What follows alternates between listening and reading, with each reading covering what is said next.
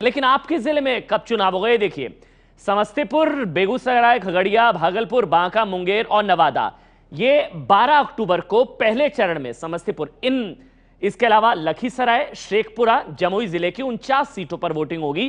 12 अक्टूबर को पहले चरण में इन जिलों में वोटिंग होगी।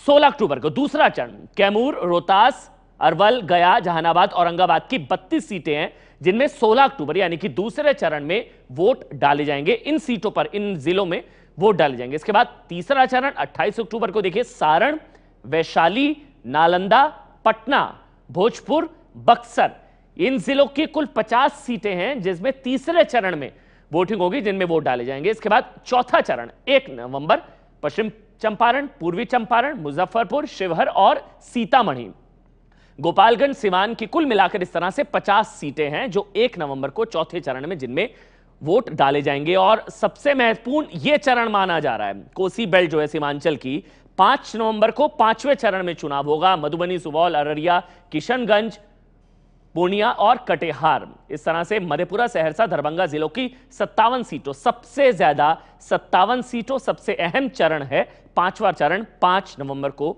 इस तरह से 5 चरणों में चुनाव। किशोर।